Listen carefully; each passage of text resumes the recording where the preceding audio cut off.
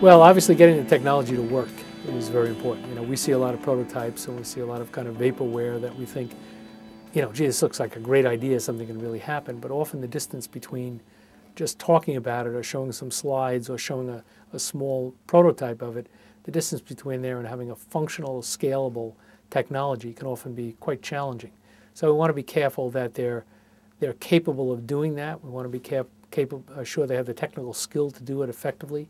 So we look at those components, and those are the biggest challenges. I also think that there are a lot of technology people who want to invent things as opposed to utilize what's out there. And there's an awful lot that's been thought of and out there, and you can capitalize on and weave into your plan that I think will get you there much faster. One of the things you should do is always explore multiple options. If you have a technology, there's lots of ways to bring it to the market. For example, if you have something very exciting in telecommunications, you can certainly license it out to telecom companies who might want to add it to their product line. Or if you have software that you've developed that's, let's say, financial software, the opportunity to give it to or to make some sort of a deal with a software company that's well established and has channels of distribution can be very attractive.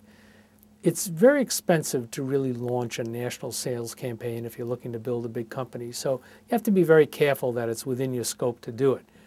But that's an option always, and it has happened well. I mean, even if you look at the great successes in the business field of software, like Microsoft being the greatest example, what was their key to success?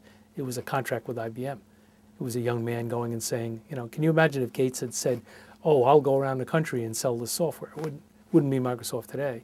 So you want to look and say, what's the quickest way to market that has the best return on investment? And that's one of the steps I'd look at very quickly. Sometimes making deals with people that already have distribution in place is a very powerful thing. So if you look, let's suppose you had a retail product and you had a choice of opening a series of stores yourself or maybe making a deal with Costco or Walmart or JCPenney or someone to sell your product. It might be a much quicker way to get your manufacturing up. So I think you want to look at all the options. That's what's important. And also you should look at your lifestyle. What do you want out of it? What are your skill sets? You know, you may be a very, very skilled technical person but not be a managerial person. So you'd rather focus on what you enjoy doing. Well, if that's part of it, then make sure you build your marketing strategy around keeping you in an area that's your comfort zone.